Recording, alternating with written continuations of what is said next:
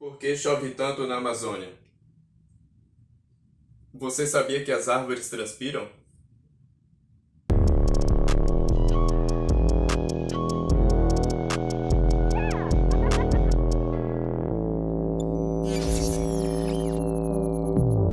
Olá, amigo, tudo bem com vocês? Eu sou o Júnior Dourado. O que são os rios voadores que distribuem a água da Amazônia? Neste momento, rios poderosos levam umidade para vastas regiões da América do Sul. Mas eles não são rios comuns, são os rios voadores. É assim que são popularmente conhecidos os fluxos aéreos maciços de água, sob a forma de vapor que vem de áreas tropicais do Oceano Atlântico e são alimentados pela umidade que se evapora da Amazônia. Eles estão a uma altura de até 2 quilômetros e podem transportar mais água do que o rio Amazonas.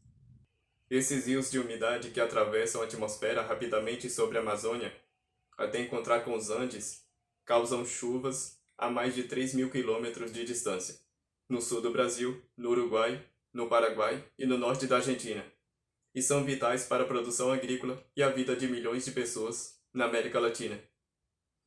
Essa precipitação é a grande responsável pela formação de nascentes de grandes rios, dentre eles, os rios que dão origem ao próprio Amazonas. Como funciona? A floresta funciona como uma bomba d'água, ou seja, ela capta água dos solos e emite para a atmosfera, em forma de vapor, a partir de um processo denominado evapotranspiração. Parte desse volume de água transforma-se em chuvas que caem na própria floresta. Outra parte é transportada pela atmosfera. Estima-se que a quantidade de água conduzida pelos rios voadores seja igual ou superior à vazão do rio Amazonas, o maior do mundo, que transporta mais de 200.000 metros cúbicos de água por segundo.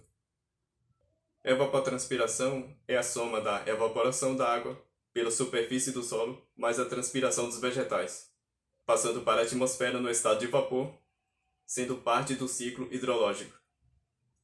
O processo de evaporação envolve a água da superfície, como rios, lagos, represas, oceanos, ovários, etc., e da vegetação úmida e a transpiração dos vegetais. A evaporação é um processo físico de mudança de fase que passa do estado líquido para o estado gasoso.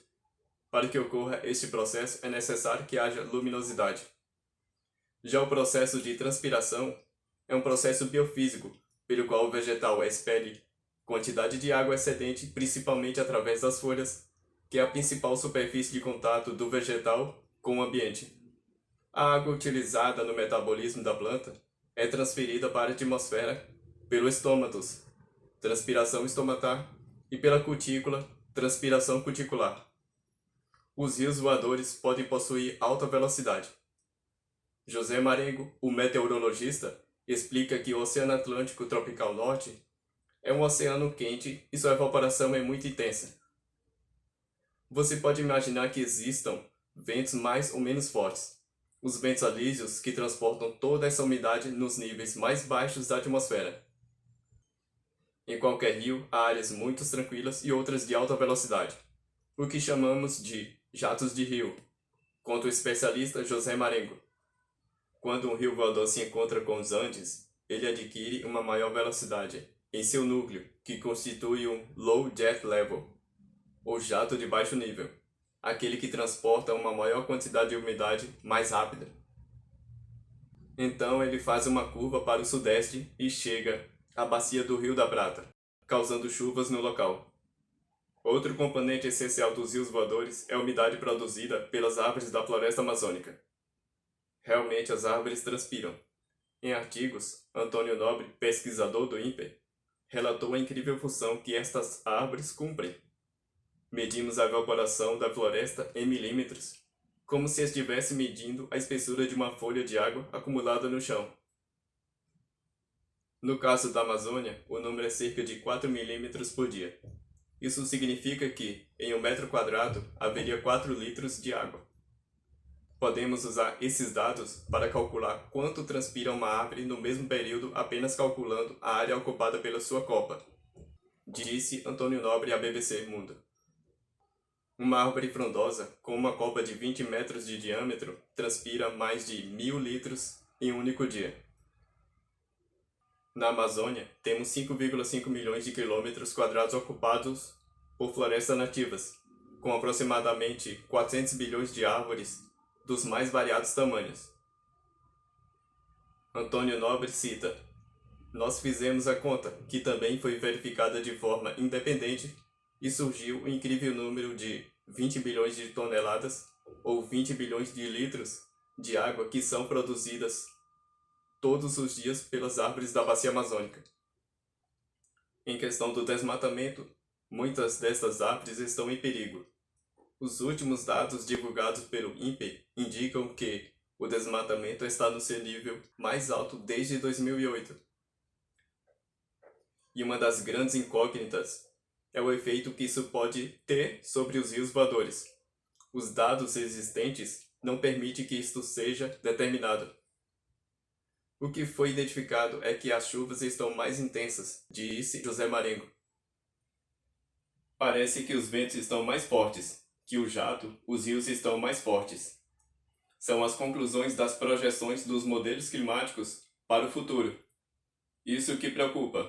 Se houver chuvas mais intensas em áreas vulneráveis como São Paulo ou Rio de Janeiro, a possibilidade no futuro de desastres naturais associados a fortes chuvas, como deslizamentos de terra e inundações em áreas urbanas e rurais, também aumenta, adverte José Marengo. No Brasil, esses fenômenos causam grandes perdas de vida. Com isso, a partir desse entendimento, bem como de estudos empreendidos pelo projeto Expedição Rios Voadores, observa-se que a devastação da floresta amazônica poderá influenciar diretamente no clima de toda a América do Sul e também de outras partes do mundo, pois sem floresta não haverá rios voadores, a umidade cairá e a massa de ar ficará mais aquecida, contribuindo para o aumento intensivo das temperaturas. Em relação à chuva em outras frentes, é observado que nem toda chuva na região centro-sul da América do Sul ocorre por causa dos rios voadores. A chuva do Uruguai, por exemplo, não é exclusivamente da Amazônia. Uma parte vem da Amazônia e outra das frentes frias do sul. Algo que não poderíamos identificar é o quanto de chuvas vem de uma determinada região. Por exemplo, para o sul do Brasil, sai da Amazônia e de outras fontes, como as frentes frias ou brisa do oceano. Ou até mesmo por evaporação de regiões agrícolas do Centro-Oeste e Pantanal. E para concluir, é certo que não se entendia que os rios de vapor são tão vulneráveis às perturbações humanas como outros rios, diz por sua vez Antônio Nobre. E principalmente, muitas pessoas não sabiam que as florestas que bombeiam a umidade são essenciais para que os rios voadores sigam cruzando a atmosfera. Espero que tenha gostado do conteúdo. Um grande abraço, se inscreva no canal e deixe seu like.